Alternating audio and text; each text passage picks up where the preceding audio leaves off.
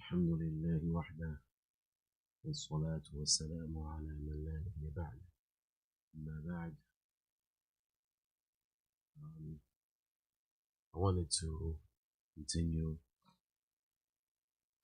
discussion on the topic that we spoke about in the khutba today.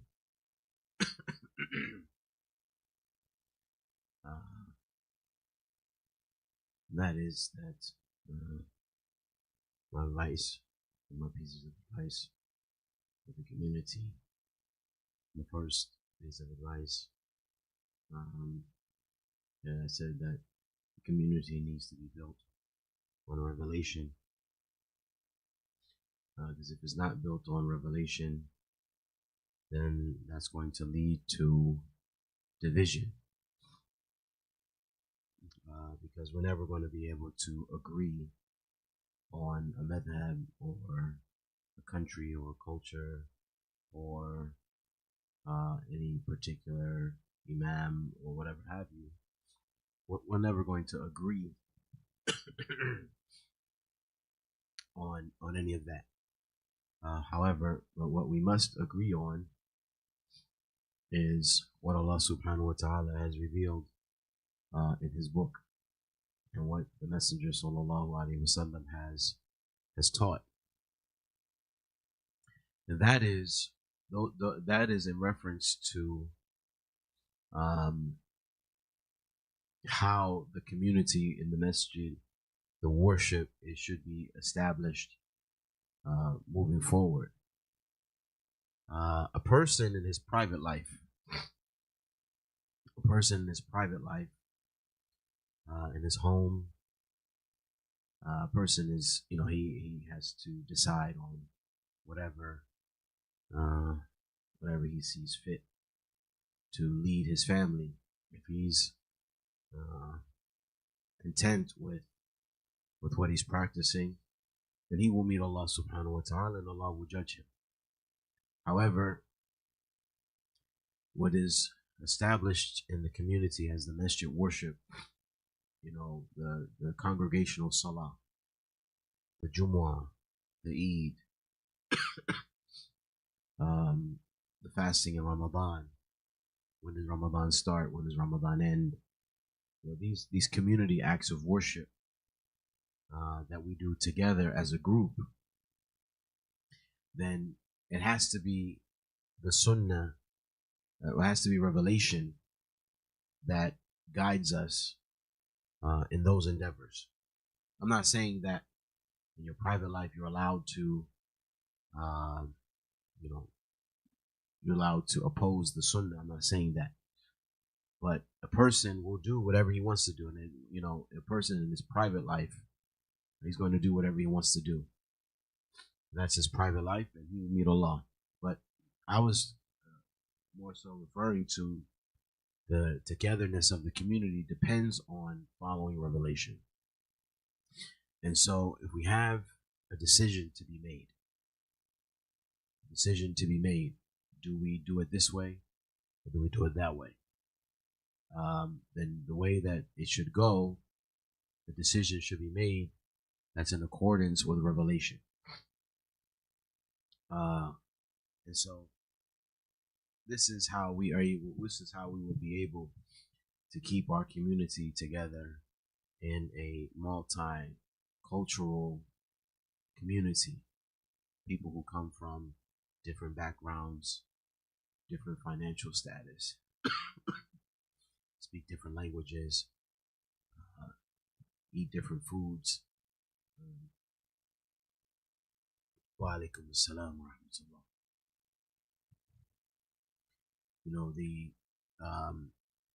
I have always been a supporter of the concept of us creating an American Muslim culture. Because right now, the Muslims that come from different places are practicing, they're culturally practicing, the clothes, the dress, the food, all of that. So like, for example, when you're in Medina, and you're in Medina and you look, you can say, oh, look, those are Pakistanis. Because you can tell just by the way they look, the way they dress. You say, oh, those are the Kuwaitis, and those are the Yemenis. You can tell just by the way that they dress.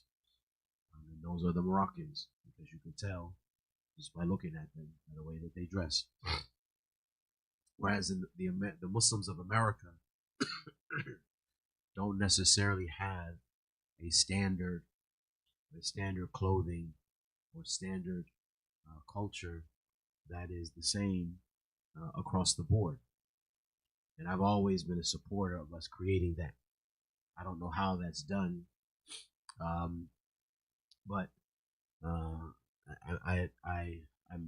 guessing that it would take a lot of work, and even I don't know that we would even be able to accomplish that. Maybe our children will be able to accomplish that, because when I look at the kids, the teenagers, I see that in their actions and their behaviors, the way they talk, the way they dress, the way they move,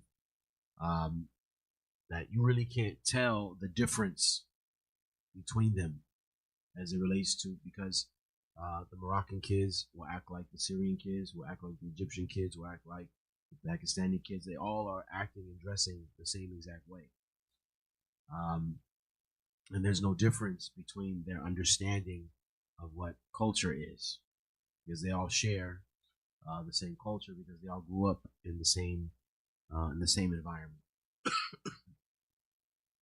So maybe we would have to wait for them to grow up and take over our communities for this to happen. Allah subhanahu wa ta'ala knows best. But it's so many times that I've seen people or masajid split simply because of either madhab differences or cultural differences or language differences.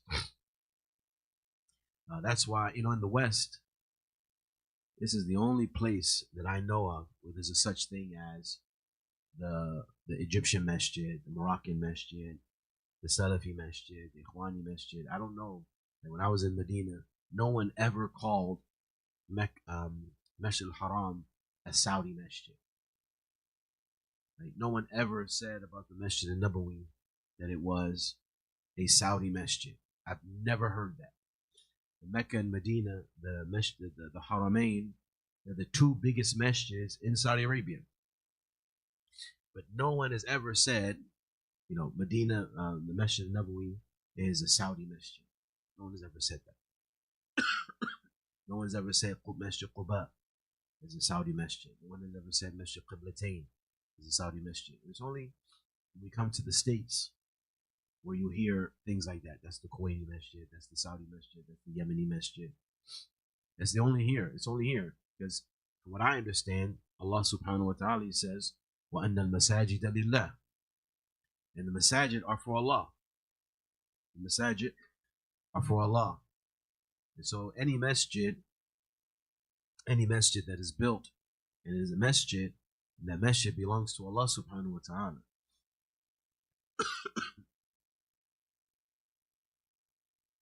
So I remember just the other day, someone asked me about a masjid in a particular area. They said, "Oh, is that a Salafi masjid?" And I have a question.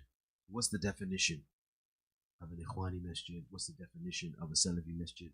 What's the definition of a whatever? What's the definition? Is it, if the imam is upon that methodology, then that means that the masjid is whatever? Or is it the board? Or is it the people? Is it the majority of the people? Like, and then when you come with your definition, where did you get the definition from? Where did you get that definition from? To determine that this masjid is a Sufi masjid, for example. What does that mean? Does that mean you're saying that this is the masjid where the Sufiya pray? Is that what that means? Does it mean that the imam is a Sufi? Or does it mean that the president is Sufi? What do those terms mean? Because the masajid, belong to Allah. Masajid belong to Allah subhanahu wa ta'ala. And as I said, this is the only place that I know that, that these terminologies are used. And I believe that, this is what, these terminologies divide the Muslims. Terminologies, they divide the Muslims. And it makes it easy for people to continue down their path of misguidance.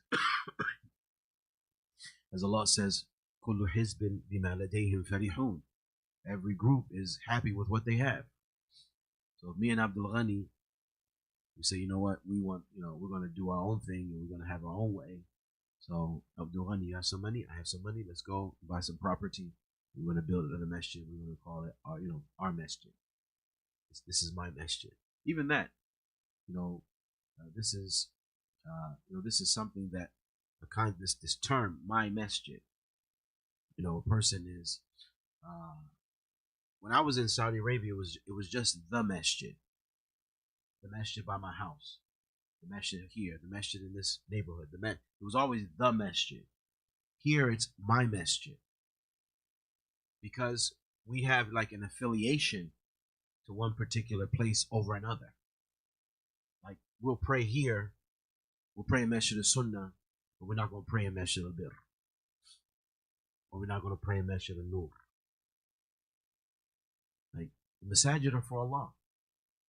The masajid are for Allah.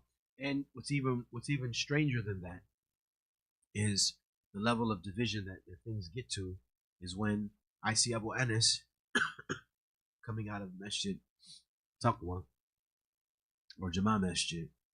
I'm like, Abu Anas, what you doing praying over there? Like I'm questioning you now. What you doing?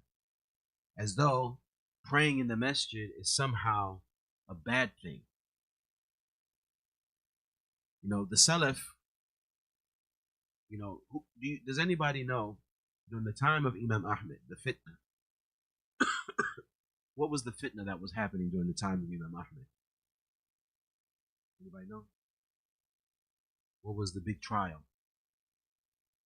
Right, the Quran being created, right? The Mu'tazila, okay? The Khalifa had gave authority to the Mu'tazila, Bishr al-Marisi, and their crew, his people. They were like they were in charge of the religion. They were in charge of the religion. The Khalifa, he backed and supported what they were upon. And so, who do you think was giving khutbas in the masjids? Who was giving khutbas in the masjid? Huh? If the Khalifa is supporting the Mu'tazila, right? And the Mu'tazila are the ones in charge of the masajid in the religion, I guess the official religion of the state. Who do you think they're going to put on the minbar? Their people, right? They're the Mu'tazila, right? And so every Friday they're going to be promoting their i'tizal, their madhab, right? This is what they're going to be promoting because they're in charge. They want their way to be, they want it to be spread to the point where they were even killing scholars who wouldn't say that the Quran was created, right? So it wasn't just an issue of they believed the Quran was created. They were calling to it, and they were killing people over this. Imam Ahmed rahimahullah was jailed, he was beaten, all because of this particular issue. So now the masajid are being led by the imams of the Mu'tazila. I still have never heard in history that Imam Ahmed's masjid, his local masjid, because he prayed in the masjid. Right? You would assume that, right? Right? In Baghdad, he lived in Baghdad. You would assume that he went to the Salah. You would assume that he prayed Jumuah, right? You would assume that he prayed Jumuah. You would assume that he went and prayed Eid. Who did he pray Jumu'ah with?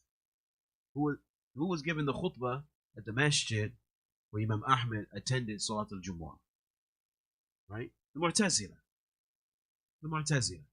And so, but again, I've never heard in the history of where Ahmed said that this is a Mu'tazili masjid. Uh, this is a Mu'tazili masjid. This is this masjid. It was just the masjid.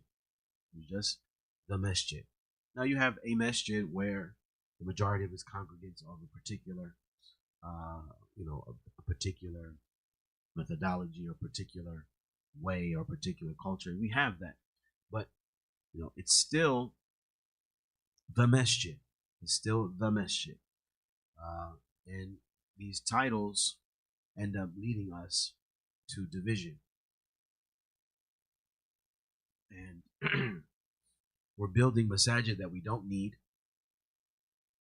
We're building masajid that we don't need. How many buildings are being constructed? Each building costs $2 million, $3 million, and then when you go on Friday, all of them are only half full. They're only half full. You have 3, 4, 5 masjids that are half full. That means we don't need all of these masajid. We don't need all of these buildings.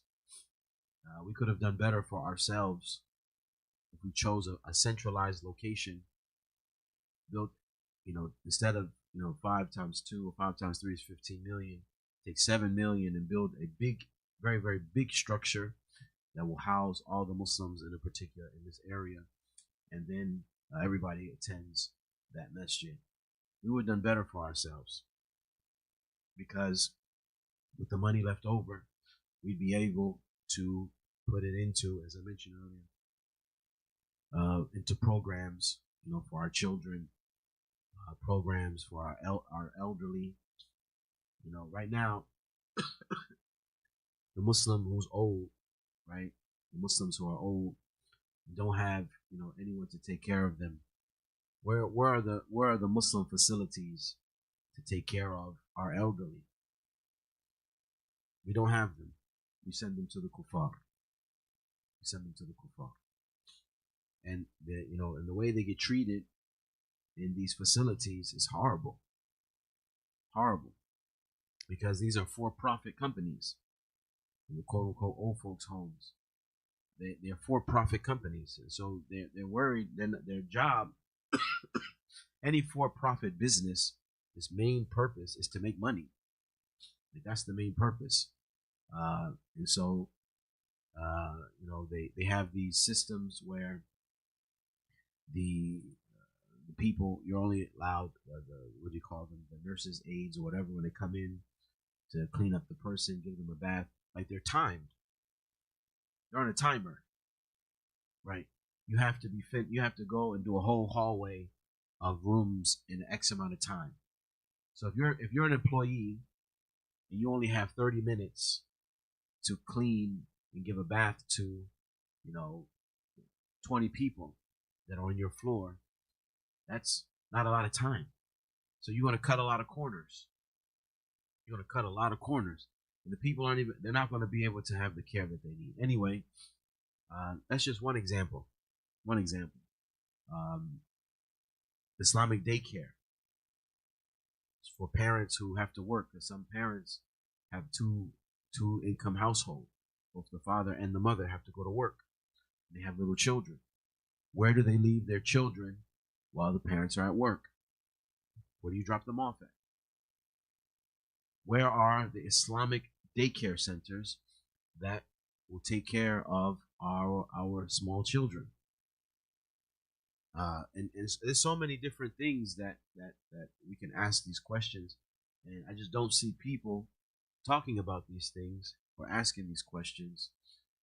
We're just content with putting all of our money into buildings and chandeliers and beautiful carpet, and we are content with the other services sending our community to the non-Muslims.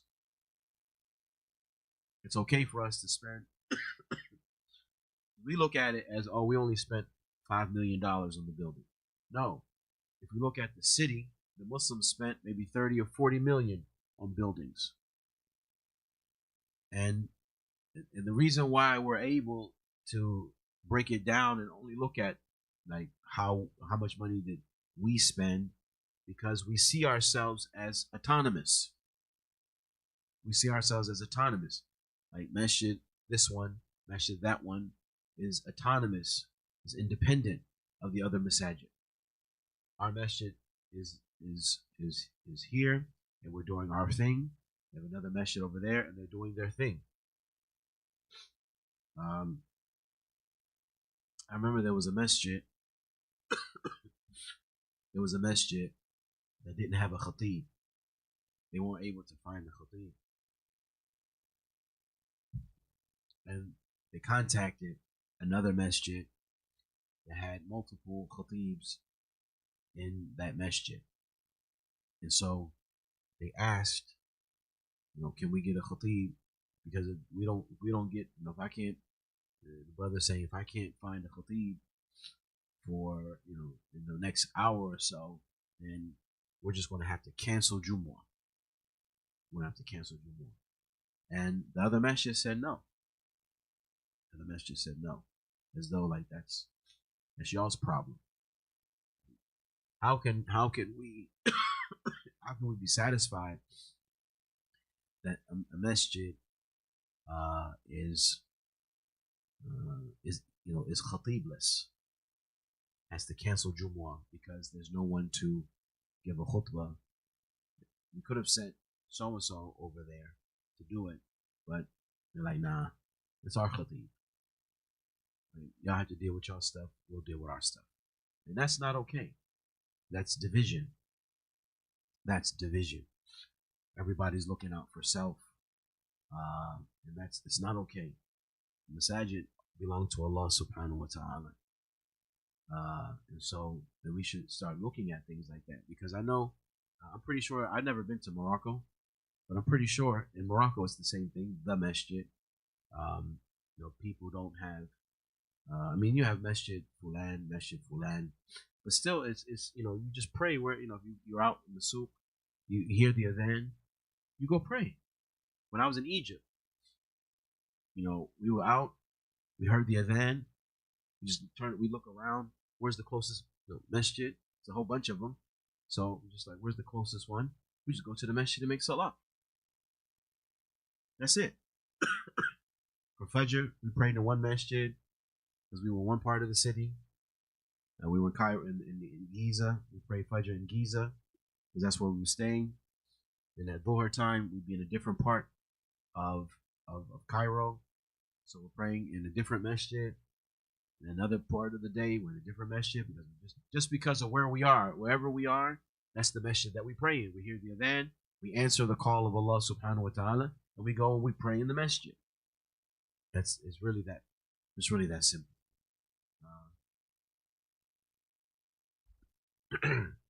But we end up dividing ourselves based upon these terminologies that are invented. And like I mentioned, the khutbah, even Islamic terminologies, names that Allah subhanahu wa ta'ala called the Sahaba, Muhajirun and Ansar. Allah says, وَالسَّابِقُونَ الْأَوَّلُونَ مِنَ الْمُهَاجِرِينَ وَالْأَنصَارِ وَالَّذِينَ اتَّبَعُوهُ بِإِحْسَانٍ رَضِيَ اللَّهُ عَنْهُمْ وَرَضُوا عَنْهُ. Allah called them Muhajirin and He called them Ansar.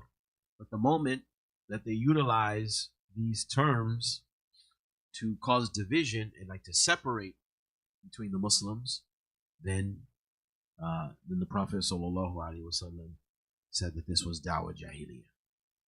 Now, I'm not saying that, there's no such thing as a Moroccan, there's no such thing as a Guyanese, there's no such thing as Pakistan.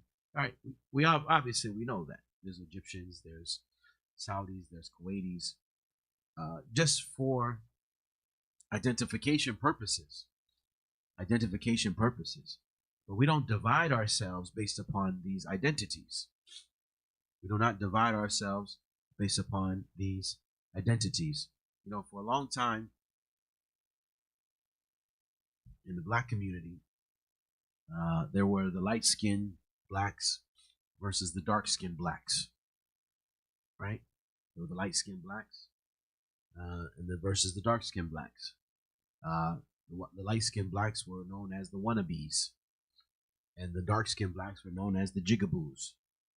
right? And they were always like against one another based on the color of their skin.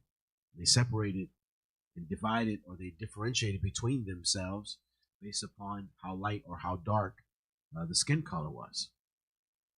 Like that's and you see that also in different countries. You know, all of this. Now, I'm not saying that. Obviously, we know that there are light-skinned blacks, and we know that there are dark-skinned blacks. That's a reality that no one can deny. But that identity shouldn't divide us. The identity should not divide us. You know, and Hashim is from Trinidad, and Abu Talib is from Guyana. Like that shouldn't be a cause of division between the two of them, right? It shouldn't be a cause for division. You know, if you live in Nigeria, you have the Northerners, you have the Southerners. You come from the North. No, that's a fact that you can't deny. I come from the South, you come from the North. Those are facts.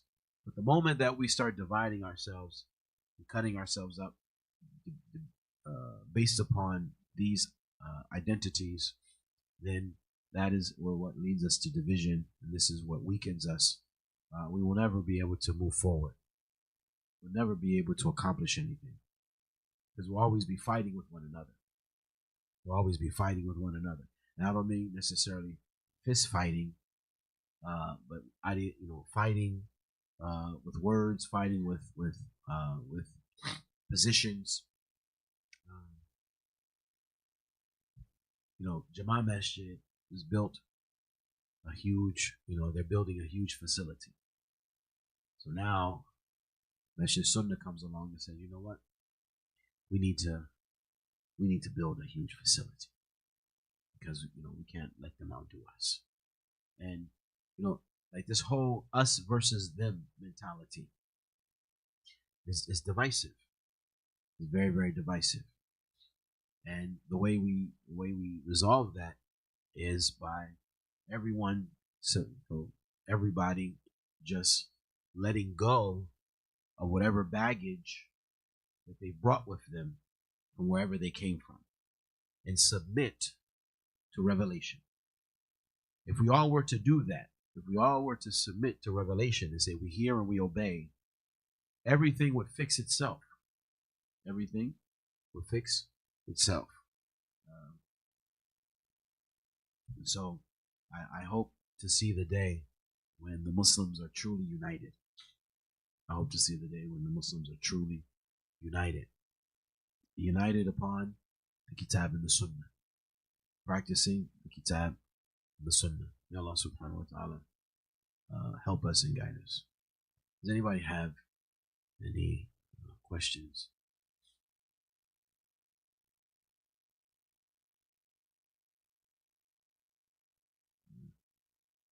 Then, subhanAllah.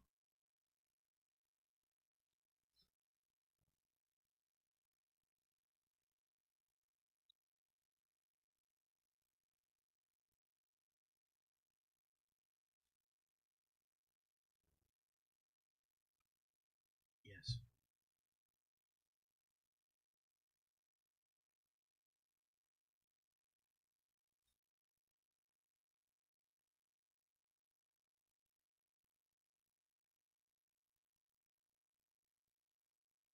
Yeah, Allah Muslim.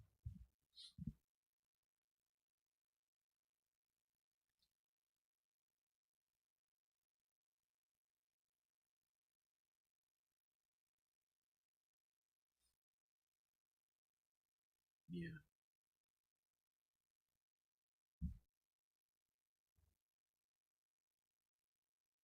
It's Ibn Hibban. Ibn Hibban, rahimahullah, he said, as long as a statement is inside of you, you control it. But once the statement comes out, it controls you. Because if I say, Awanis, you're fat and lazy, I can come back later and say, Awanis, I'm sorry. I didn't mean to say. He'll say, No problem. But guess what? Our relationship will never be the same. Right? It won't be the same. I hurt his feelings. I said something disrespectful. It'll never be the same. Even though he'll say, no, I forgive you. But I won't get a phone call anymore. I won't get invited to the dinners anymore, even though I never got invited to Abu Anis's house. I never had an opportunity to have any of the Moroccan food that they make at Abu Anis's house. But that's okay. I'm not throwing in the shade. It's only been like 8 years.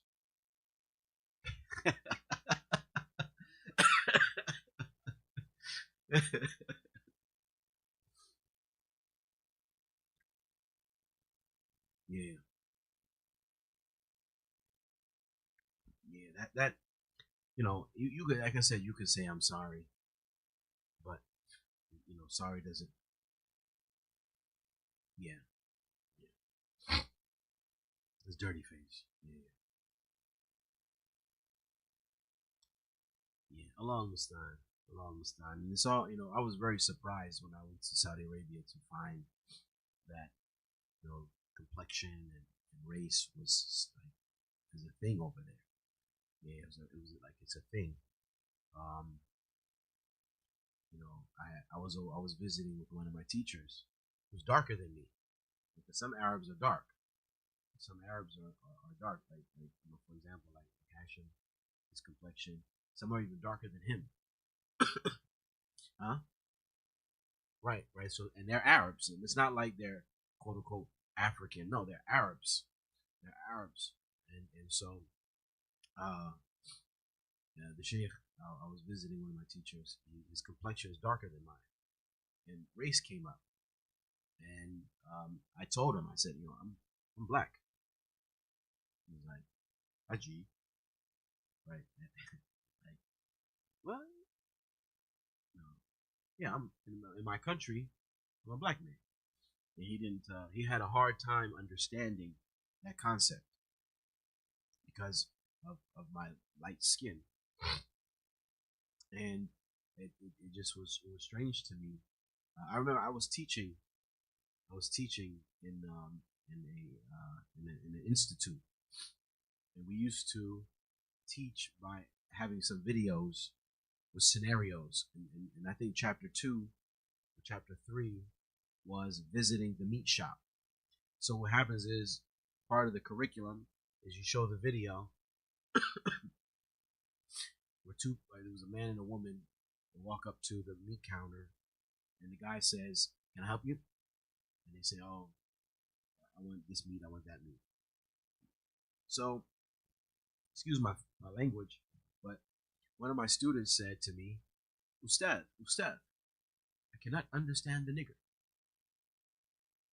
I said, "What? What you just say?" The nigger. I cannot understand the nigger. Like I told him like you can't say that. Like you can't don't say that. Don't say that. Like where in a country that hardly speaks English, any English whatsoever, where did he learn that word from? Like who's he hanging out with? Who's he talking to? Where he learned that word? Uh, huh? Well, social media really wasn't a thing back then. It wasn't like a thing back then. We're talking about the early 2000s. Yeah. So Allah Mustan, and Allah Subhanahu wa Taala help us and guide us.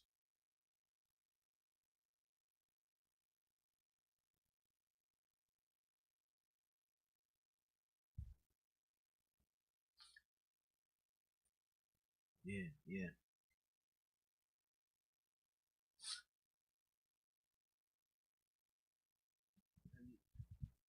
No, no, I wouldn't generalize. I'm not going to generalize and say, "Oh, this is how it is," everywhere. And I'm not going to say that.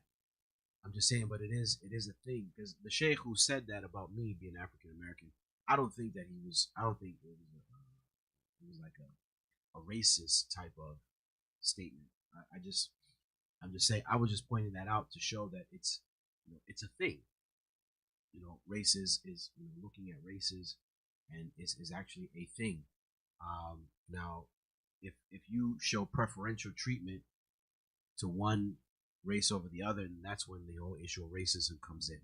When you look at one race as better than the other, that's when the issue of racism comes in. But recognizing the differences between races is not necessarily, I wouldn't necessarily, I wouldn't call that racism.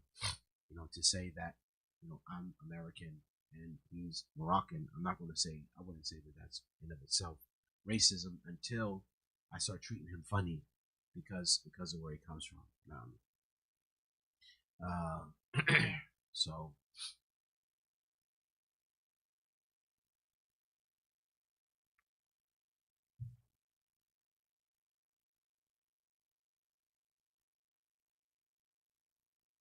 and that's it's hard to understand that the issue is not it's not being rude or people aren't being disrespectful, but rather it's people being who they are. What I mean by that is if you sit around, because I've heard this complaint where they say, oh, when I go to the Masjid, all they do is sit around and talk Arabic and I don't understand anything they say. So, well, like, that's who they are. That's because when we were in Medina as students, when we got together, guess what we spoke? We spoke English with one another. If we went out to a restaurant and had dinner together, or if we had a barbecue, we spoke English because that's what's most comfortable for us. And it's not something that if somebody was there who didn't speak English, it wasn't like we were trying to alienate that person. But I can see how a person feels alienated. I can see how that can take place. I can see how a person who's sitting in a gathering, he's invited to a walima. He goes to the walima, and everyone there for the next hour is talking Arabic. He has no idea what anyone is saying. They're laughing and eating and having a good time, and he's just sitting there. So I can see how he could feel alienated, but it doesn't necessarily mean that the brothers are alienating him. Like, it's not intentional, but the person walk away feeling like that.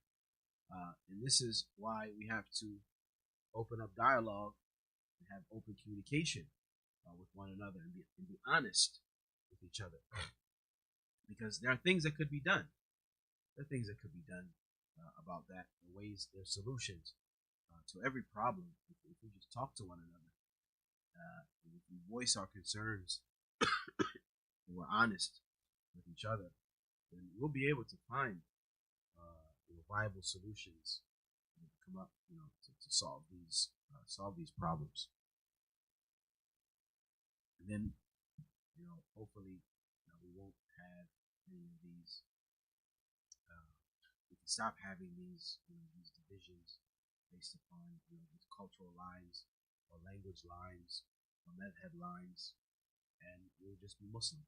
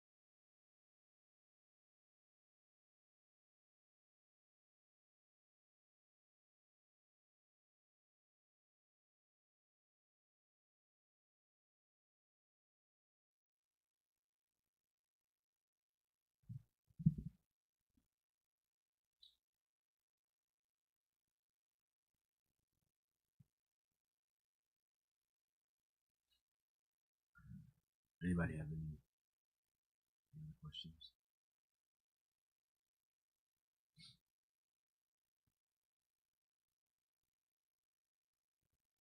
Agree.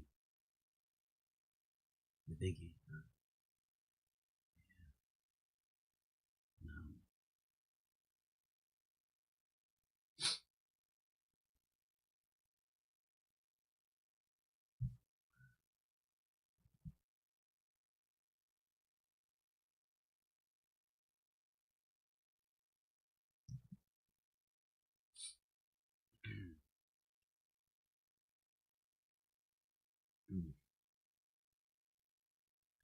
There was, we had, the Prophet sallallahu alaihi wasallam. His, in his community was multicultural because the people of Mecca were businessmen, they were traders, and the people of Medina were farmers, and so their culture was different.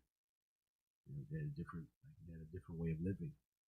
The people of Mecca made their money doing business and trade.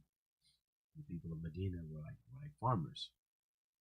And so the Messenger والسلام, had to, he blended those two communities at a time when Aus and Khazraj were at war with each other. The Aus and the Khazraj, now we call them the Ansar, as one group.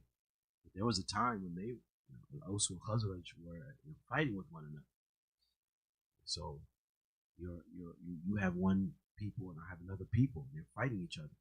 The Messenger sallallahu alaihi wasallam was able to bring those people together. As Allah mentioned that you were a'da فَأَلَّفَ بَيْنَ قُلُوبِكُمْ. Excuse me. فَأَصْبَحْتُمْ بِنِعْمَتِهِ إِخْوَانًا. And so you became, by the bounty of Allah, as brothers. Because they were, there was differences between the different tribes.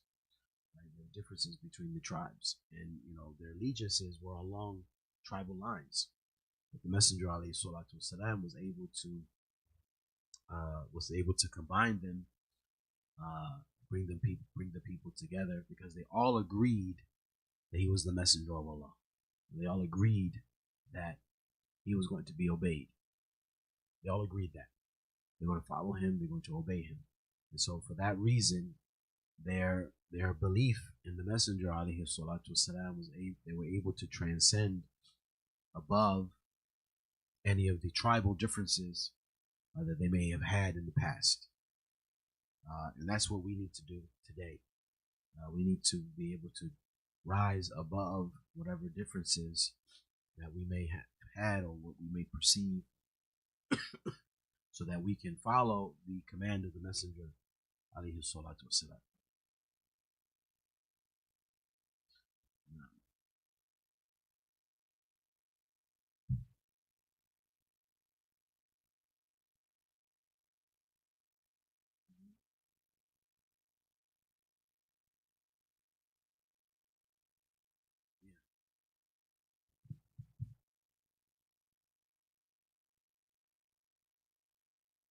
Yes.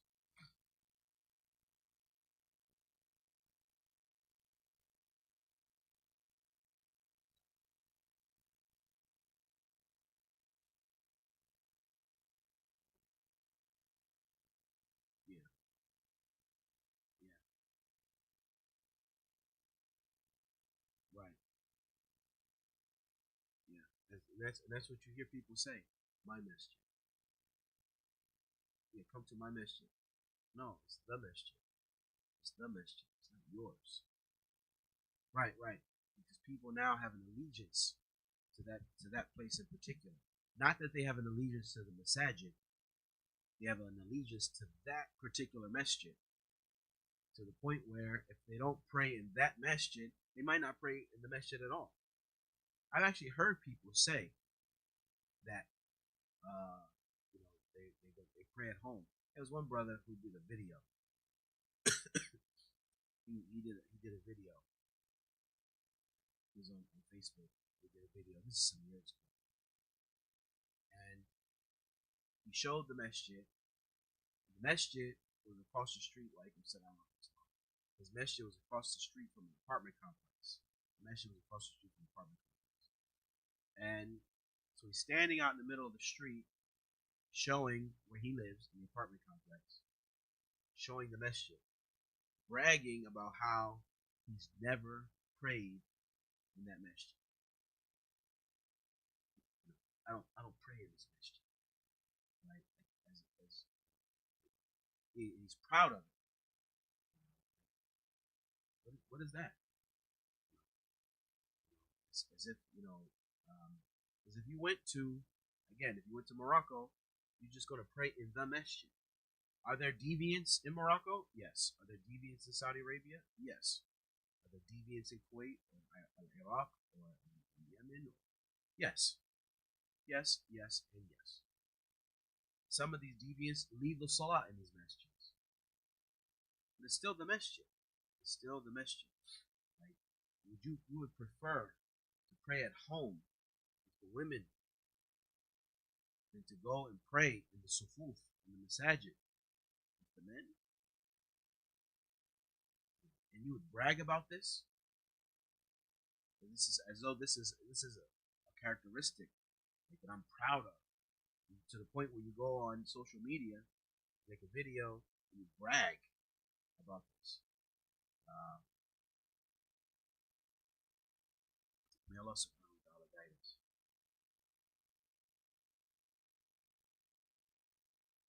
Huh? No. No, it wasn't this year. So even if it was, like, why make a video like that? Why brag? Yeah, why brag? Why brag? The masajid belong to Allah subhanahu wa ta'ala. The masajid belong to Allah. Abdullah ibn Umar, during his time, there were umara, because at that time the Amir was the one who led Salah. There was no such thing as the person in charge and then the Imam of the Masjid. Now, if you were in charge, that means you were the Imam, right? Whoever is the Amir is also the one who comes down and leads the Salah. Anyway, there were Umara during the time of Abdullah ibn Umar. They would pray Fajr after the sun rose. And Abdullah ibn Umar would show up and pray with the congregation. Now, that doesn't mean that he didn't pray on time in his house, right? Al-Ta' ibn Abi Rabah, there's a narration from him in the Musannaf where he mentions that when he came to Jumuah, he said, I prayed Dhuhr before I sat down, and then I prayed Asr while I was sitting. The Khatib showed up late. And it's like Maghrib is about to come in. He's still doing khutba. So Al-Ta said, I prayed Dhuhr before I sat down, and I prayed Asr while I was sitting. Because Asr was getting ready to go out. Did he say, I don't pray there, I'm not praying there? Nah. They were there. They waited for the Imam to show up. The Imam showed up late. He did what he did. And they still prayed in the congregation. That's what men do. Men pray in congregation. Men pray in the masjid. This whole thing of my masjid, your masjid, his masjid, we have to really rise above that, because it is creating, like you said, it creates the tafriqa, the division between us, and we're divided. We were brothers, praying next to each other for years, and all of a sudden, we don't talk to each other because you pray here, I pray over there, and you're with these people, and I'm with those people, as though the masajid are like it's okay. Like I said, people are okay with this. This as Allah says, "Kullu hizbin bima ladayhim farihun." Every group is happy with what they have. We have a trailer, right? We split. We bought some land. We got a trailer. We put the trailer on the land. We're going to call it Masjid such and such. And we're happy with that. We're happy because this is ours. It's like another group and another group, another group. Kullu hizbin bima ladayhim farihun. Every group is happy with what they have.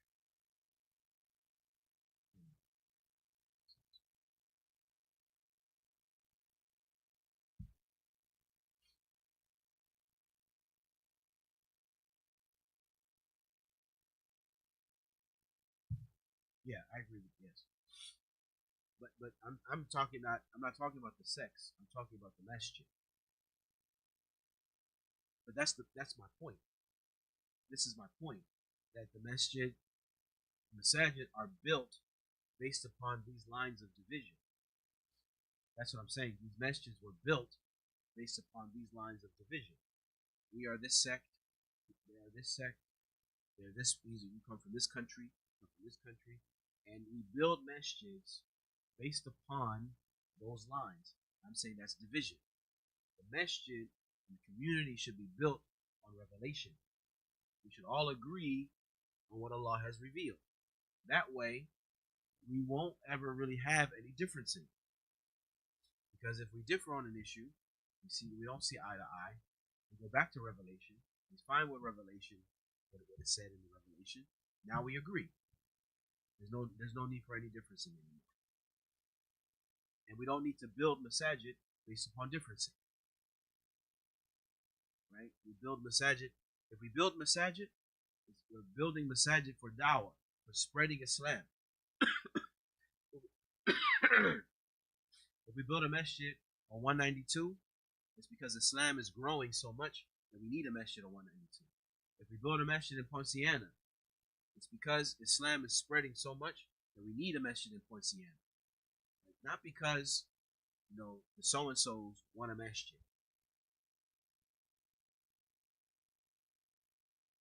Yeah, we're building masjids within walking distance from one another. This masjid is half full, that masjid is half full. And that right. So for example, in our area, we don't have enough schools. We don't have enough high schools in our area.